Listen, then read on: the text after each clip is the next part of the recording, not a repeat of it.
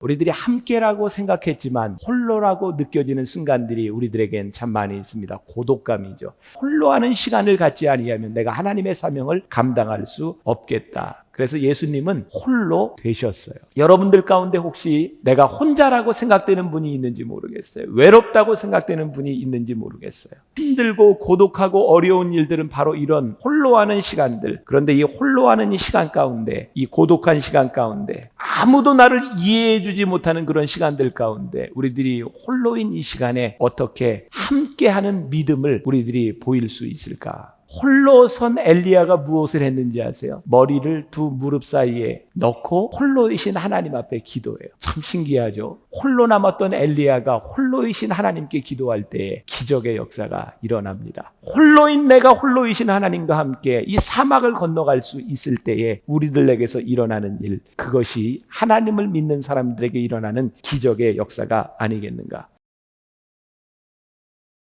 자, 오늘 우리들에게 주시는 하나님의 말씀 마태복음 14장 22절부터 24절까지 말씀입니다. 마태복음 14장 22절부터 24절까지 말씀 우리 같이 한 목소리로 봉독합니다. 예수께서 즉시 제자들을 재촉하사 자기가 무리를 보내는 동안에 배를 타고 앞서가서 건너편으로 가게 하시고 무리를 보내신 후에 기도하러 따로 산에 올라가시니라. 저물매 거기 혼자 계시더니 배가 이미 육지에서 술이나 떠나서 바람이 거스름으로 물결로 말미암아 고난을 당하더라. 아멘. 오늘 말씀의 제목은 홀로라고 생각될 때입니다. 어제 예배를 마치고 났더니 제 아내가 왜 이렇게 설교를 길게 하냐고 저한테 뭐라 그러더라고요. 기도할 시간을 좀 많이 줘야지. 그래서 오늘 짧게 하려고 마음은 먹고 왔는데 안 될지도 몰라요. 네. 또 역사하시는 대로 우리 또 말씀 전하고 또 기도하는 시간 가지려고 합니다. 우리들이 함께라고 생각했지만 홀로라고 느껴지는 순간들이 우리들에겐 참 많이 있습니다. 고독감이죠. 자, 말씀을 나누기 전에 우리 교회 셀 홈페이지에 올라왔던 짧은 만화를 하나 봤으면 좋겠어요. 한번 보여주세요. 첫 번째, 이 제목이 진정해라고 하는데 말씀 묵상을 하며 은혜가 저만큼 채워졌어요. 그 다음 기도하며 은혜가 반쯤 채워졌어요. 그 다음에 이제 인터넷 설교까지 들으면서 저게 뭐라고 써 있어요? 그리하여 우리의 삶이 하나님의 열정을 전 세계를 품는 꿈의 사람으로 일어서는 이제 막 은혜가 충만해졌어요. 그 다음 이제 은혜가 꽉 차서 이제 다시 한번 내 삶을 주님께 드리는 거야. 주님 뭐 할까요? 말씀만 하세요. 활활 타오르고 있어요. 이때 주님이 물을 확 부셨어요. 진정하고 오늘 하루 해야 될 일부터 충성스럽게 하렴. 지금 당신이 하고 있는 일이 사역이고 당신이 지금 있는 곳이 사역지입니다. 그러면서 거기에 성경 말씀이 있어요. 내가 작은 일에 충성하였음에. 오늘 우리들에게 필요한 것이 있어요. 오늘 이 짧은 요 만화를 생각하면서 제가 한 가지 이야기를 더 들려드리려고 해요. 한 청년의 이야기입니다. 충만하다고 하는 게 뭔지, 우리들이 혼자라고 하는 것이 뭔지 그런 의미를 생각할 수 있는 그런 이야기입니다. 어떤 청년이 은혜가 충만했어요. 아마 여러분들처럼 이렇게 변화산을 참석한 것 같아요. 그리고 성경에 베드로가 물을 걸었다고 하는 그런 말씀을 읽으면서 또 충만함이 아주 더해졌어요. 그래서 이제 한강을 한번 건너보기로 결심을 했습니다. 물 위로 한 발을 내디딜 때 내가 걸을 수 있으리라 생각을 했는데 바로 물에 빠졌어요. 그래서 목사님을 찾아가서 따졌습니다. 믿음이 있으면 산도 옮길 수 있고 제자들은 물도 걸었는데 왜 저는 기도하고 충만한데 물에 빠지는 겁니까? 목사님이 그 청년에게 물으셨어요. 혹시 예수님이 물 위를 걸으라고 얘기하셨나요? 아니요. 그러니까 빠지지요. 베드로는 예수님이 걸어오라고 하셨어요. 우리가 조금 아까 그런 그림을 통해서 이 이야기를 통해서 중요한 사실을 하나 깨닫습니다. 믿음이 있는 것 같으나 믿음이 없는 사람, 충만한 것 같으나 주님이 함께 하시지 않는 홀로인 사람. 오늘 본문은 우리가 잘 아는 말씀입니다. 예수님께서 오병이어의 기적을 행하신 후에 사람들을 피하여 홀로 한적한 곳으로 가시고 제자들한테도 빨리 배를 타고 떠나거라 라고 말씀하십니다.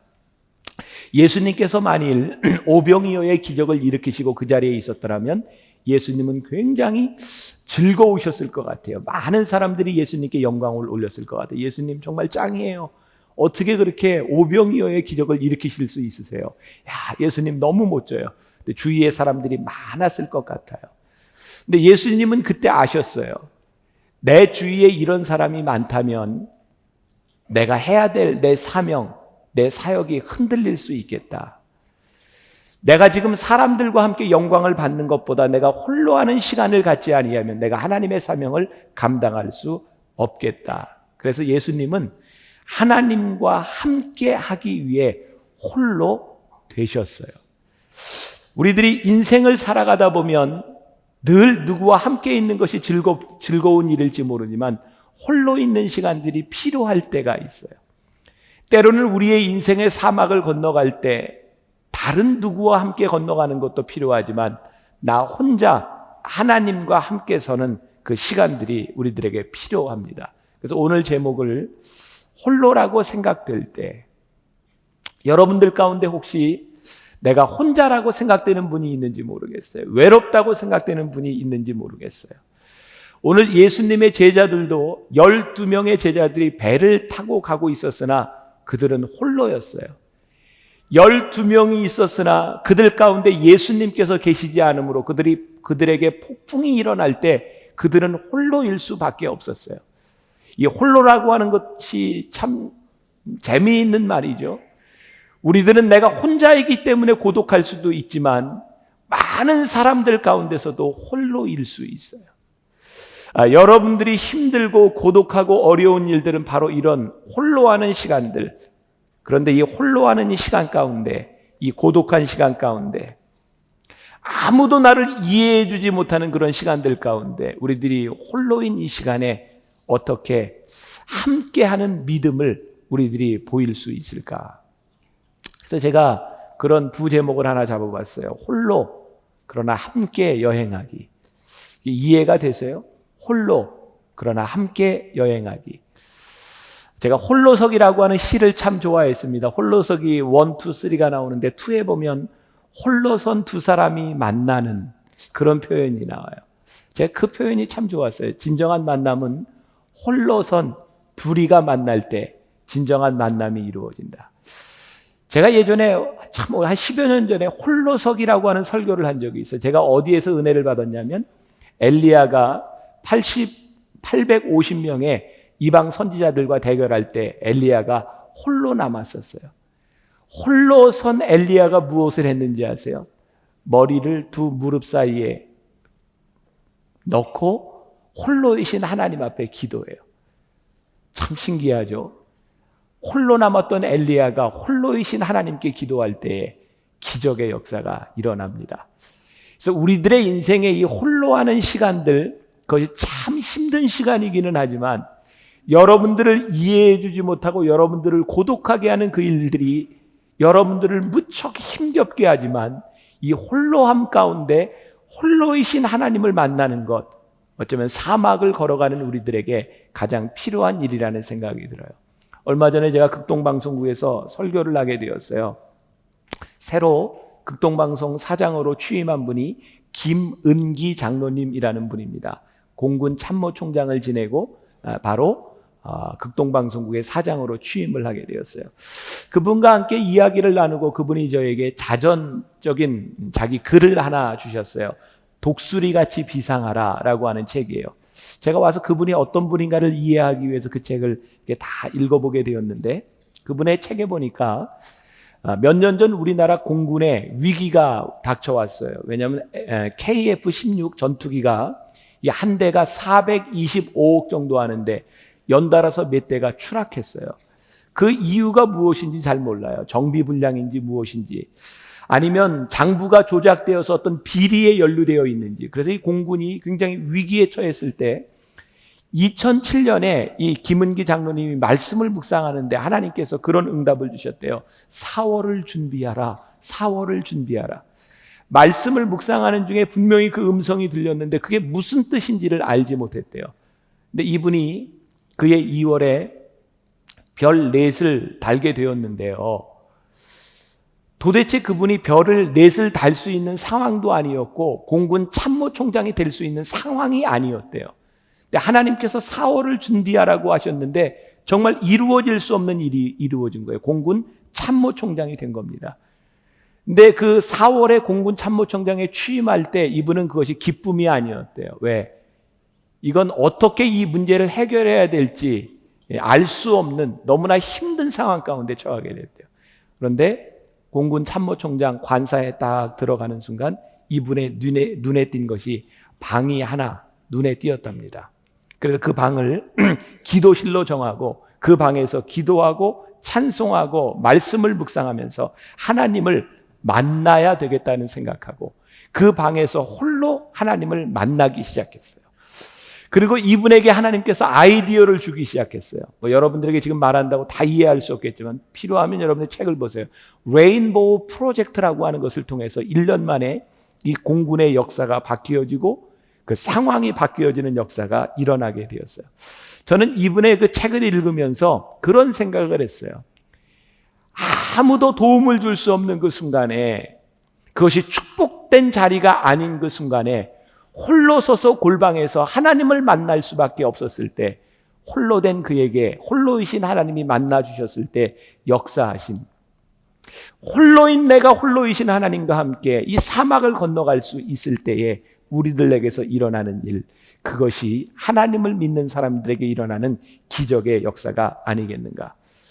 오늘 말씀에 보면 예수님께서 오병이어의 기적을 일으키신 후에 예수님께서 사람을 다 보내고 예수님이 홀로 한적한 산에 올라가세요. 적극적인 홀로됨입니다. 그리고 예수님께서는 12명의 제자들도 예수님 없이 강을 건너가도록 제자들만 남겨놓고 예수님께서 제자들로 하여금 가게 하십니다. 우리들이 어쩔 수 없는 홀로됨도 있을 수 있고 하나님께서 우리들의 삶에 고독함 가운데 우리를 몰아넣으실 때가 있어요. 우리도 하여금 이 홀로된 순간을 지나야 하도록 우리를 몰아넣으실 때가 있어요. 이 순간은 아무도 우리의 짐을 대신 져줄 수 없는 순간이에요. 아무도 내 어려움을 나눠줄 수 없는 순간들이에요. 오늘 여러분들 가운데는 여러분들 스스로 지지 않으면 안 되는 십자가, 여러분들 스스로 감당하지 않으면 안 되는 무거운 십자가, 그것 때문에 힘겨워하는 사람들이 여기에 분명히 있을 거예요. 그러나 그 무겁고 힘겹고 나 홀로 지어야 되는 그 일들, 하나님은 그 일들 가운데 우리를 몰아넣으세요. 왜? 그 홀로됨 가운데서 너희가 나를 만날 수 있는 시간이 있었으면 좋겠다. 어쩔 수 없는 홀로됨도 우리들에게 있지만 우리 주님께서 우리를 홀로됨 가운데로 몰아넣으실 때 우리들이 믿음을 보여야 되는 순간이 우리들에게 옵니다. 저는 목회를 하면서 저를 염려하는 분들의 소리를 많이 듣습니다. 우리 장로님들, 우리 교인들 저에게 그런 얘기를 해요. 목사님 좀 쉬라고. 그리고 일들을 좀 많이, 이제 부목사님들도 많은데 이렇게 잘 넘겨주라고. 그래서 제가 우리 부목사님들에게 일을 넘겨주는 것을 많이 합니다. 제가 설교도 이렇게 변화산 기도회, 이렇게 특별한 새벽 기도회 설교가 아니면 주일 설교 말고는 안 하죠. 우리 목사님들 다 설교하고 일도 팀장대로 해서 다 이렇게 넘겨줍니다. 근데 제가 몇 년을 이렇게 팀장제로 이 사역을 다 넘겨주면서 제가 사역을 하면서 깨달은 게 있어요. 그래도 책임은 내가 질 수밖에 없구나. 제가 참 고독하다고 느낄 때가 많이 있어요. 여러분들, 제가 참 고독한 사람입니다. 고독해요. 교인들은 자꾸 늘어나는데 저는 점점 외롭습니다. 여러분들 저한테 잘해 주셔야 돼요. 저 굉장히 외로운 사람이에요. 참 신기하죠? 군중 속의 고독이라고 하는데 사람이 많아지면 많아질수록 저는 점점 혼자가 되는 듯한 느낌을 갖습니다. 그리고 책임이 많아지면 많아질수록 그것을 누리는 것이 아니라 그 책임 때문에 자꾸 이게 홀로 될 수밖에 없는 저를 느껴요. 그 순간에 내가 의지할 분은 하나님밖에 없구나. 그래서 내가 이 책임을 지고 사람들과 의논하는 것이 아니라 하나님과 의논할 수밖에 없구나. 제가 무거워지면 무거워질수록 홀로 되면 홀로 될수록 제 마음속에 계속 드는 것은 내가 주님을 의지해야 되겠구나라는 생각들이 점점 더 깊어집니다. 사막에서 우리의 인생, 사막 한가운데서 우리들이 외로울 때, 홀로일 때 우리들이 철저하게 느끼는 것이 있다면 그것은 홀로 된 내가 의지할 수 있는 분은 주님밖에 없구나라는 마음입니다. 홀로 있는 시간에도 그래서 우리들에게 믿음이 필요합니다. 그리고 주님과 함께 걸어가는 그 순간에 우리들에게 또 다른 믿음이 필요합니다. 사막을 건너는 6가지 방법의 저자 스티브 도나유가 쓴 책에서 혼자서 함께 여행하기라고 하는 말을 합니다. 우리가 살다 보면 혼자 해야 되는 일도 있지만 누군가의 도움이 필요할 때가 있습니다. 이것은 어떤 공식이 정해져 있는 일이 아니에요. 여러분들의 마음 가운데 성령님께서 시시때때로 우리들에게 주시는 생각이에요. 나 홀로 설 수 없을 때 내가 하나님을 의지하고 기도하고 메어 달릴 수 있었으면 좋겠다. 제가 아까 여러분들과 함께 기도하면서 그런 이야기를 했습니다. 요즘 제가 변화산 기간 중에 우리 교구 목사님 전도사님들한테 내가 신방을 많이 못하니까 내가 꼭 신방해야 되는 어렵고 힘든 가정이 있으면 내가 이번 기간에 이제 신방을 했으면 좋겠다. 제가 그제였던 것 같아요. 젊은 분이에요. 유방암 말기에서 뼈로 전이가 됐어요. 아이 하나는 소년원에 가 있고 또 하나는 고아원에 가 있어요.